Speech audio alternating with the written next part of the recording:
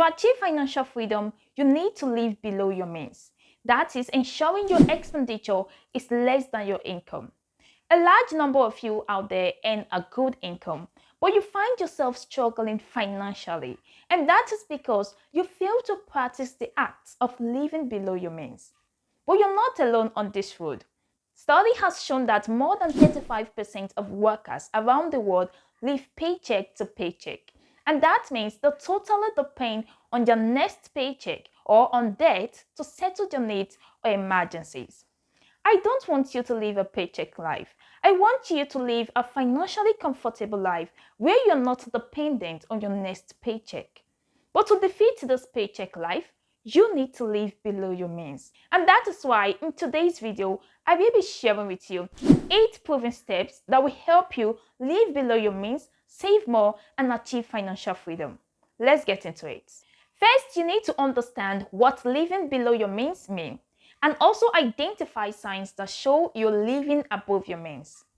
Living below your means simply means that what you spend is less than what you earn. It means that your expenses is lower than your income. There are various signs that show you're living above your means.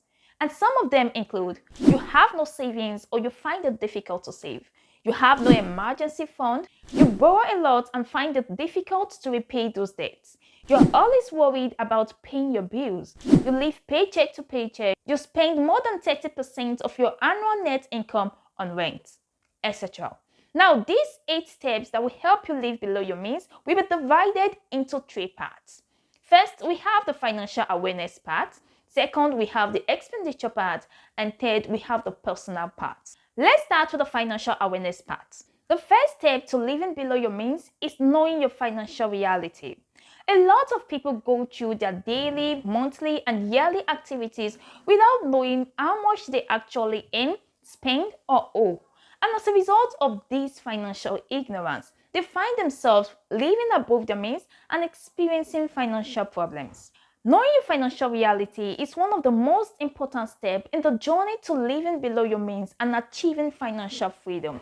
Because if you do not know where you are coming from, you definitely cannot know where you currently are or where you are going. And when we talk about knowing your financial reality, we are talking about you knowing exactly what your actual monthly income is, including your fixed income like your salary and your average income from other side hustles. Knowing what your actual expenditure is, including your fixed expenses and spontaneous expenses. And knowing what your total debt is if you are indebted. Let me also point out the fact that you generally have 2 types of income, the gross income and the net income. And what we are working with is the net income, which is the income you arrive at after deducting your income tax from the gross income. To have an accurate picture of what your actual income, expenditure, and debt figures are, you will need a finance journal, either a handy one or in your phone, where you will be writing down every earnings, expenditure, and money borrowed in the last 3 months. This is for you to get an idea of what your expected income and expenditure is or will be.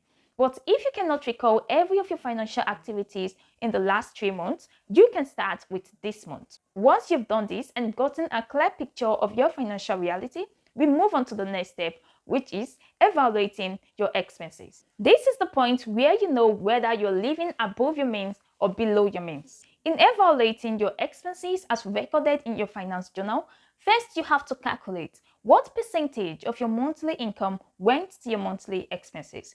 Was it 50%, 60%, 80%, or above 100%?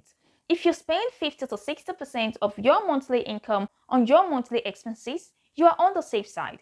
But whereby you spend 80% and above 100% on expenses, it simply means you're living above your means and need to cut down on your spending immediately. Second, you need to study your expenses and categorize them into primary and secondary expenses to know how much you're spending on your needs and your wants. Put necessary expenses like food, rent, medicine, and transportation under the primary category, while every other expenses goes to the secondary column. This is because you want to ensure that you are not spending more than the ideal average amount on your primary needs, while also identifying unnecessary secondary expenses to cancel out. Once you're done with this step, the next step is to create a budget. Budgeting is the foundation of financial discipline. A budget sets the spending limit for each expenditure category and help you totally avoid impulse purchases and overspending, which can cause you to live above your means. To achieve your aim of living below your means, you need to not just have a budget, but also work with the budget, because having a budget and working with the budget are two different things. Once your paycheck arrives, the next thing you need to do is to write down your potential expenditure for the month according to their importance. And in preparing your budget, it is important that you follow the 20-50-30 finance rule, which states that the first line item on your budget should be your savings. Whether it is you saving for retirement, for emergency, for higher education, for debt repayment, or for personal development, etc. You need to pay yourself first before others, and that should be at least 20% of your income. The next line item on your budget should be your needs, which include transportation, rent, and your groceries, and that should not be more than 50% of your income. Then your want comes last, which ideally should be 30% or less of your income. Budgeting helps you focus on your essential needs and guide your spending to the right direction. Now, moving on to the expenditure part. The fourth step to living below your means is to build cost-cutting habits. While having and working with a budget can help control your expenditure and reduce overspending, there are other little but important things you can do to cut down on your expenditure and live below your means, which are not included in your budget. These things are not far-fetched, and they are among the things we do every day. Some of these cost-cutting habits you can build include buying your groceries in bulk in order to enjoy bulk discounts, moving to an average neighborhood to reduce your rent, turning off electrical appliances when they are not in use or at night, cutting off unnecessary subscriptions, using cashback banking apps to enjoy transaction cutoffs, etc. These little financial habits that seem like nothing can save you a lot of money when you sum them up and also help boost your savings. This brings us to the fifth step, and that is to live home-centered life. Aside from the three basic expenses of transportation, housing, and groceries, the fourth item capable of consuming a huge portion of your income is outside life. Living outside life increases impulse purchases and lifestyle creep, which ultimately lead you to living above your means. Practicing home-centered living, like preparing your meals yourself, eating at home more, cutting down on eating outside, going with water and homemade lunch to work, etc., can significantly help you cut down on avoidable expenses, focus on your necessities, save more money, and live below your means. Moving on to the third part, the personal part. The sixth step to living below your means is to set financial goals. In a situation where you do not have financial goals or plans for your future self, there is high likelihood of you spending all your income on your today self.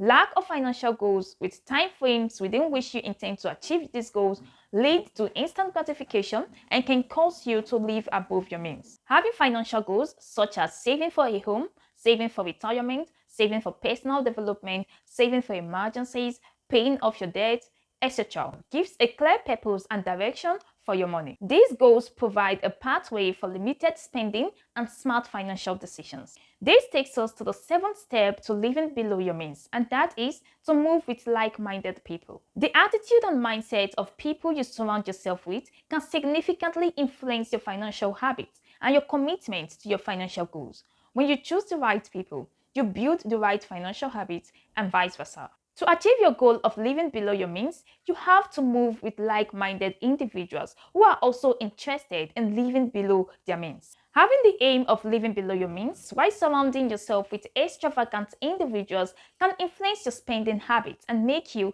extravagant. But when you make friends with people who are conscious of their spending, people who are frugal, people who have financial goals, people who also want to live below their means, you become financially disciplined and committed to achieving your financial goals. The eighth step to living below your means is to seek finance expert assistance where needed. If you're finding it difficult to manage your finances right, seeking the assistance of a finance expert should be the next best decision to take. You can leverage the expertise of finance experts in creating a good personalized financial plan that will aid you in achieving your financial goals. These experts can help you identify areas where you are spending excessively and help you structure a spending plan that aligns with your financial goals. There are many free resources online from these finance experts on YouTube, podcasts, websites, where you can learn how to budget the right way, save the right way, the right assets to invest in, how to spend your money wisely, etc. With a finance expert to guide you through, you are starting to live below your means, make financial progress, and achieve more with your finances. The art of living below your means has no disadvantage. Adopting this habit brings about financial security, financial freedom, a debt-free life, and gives you the peace of mind you deserve. Let me know in the comment section what you are doing or have been doing to live below your means. Hit the subscribe button below to enjoy more valuable videos like this and give us a thumbs up to keep us motivated.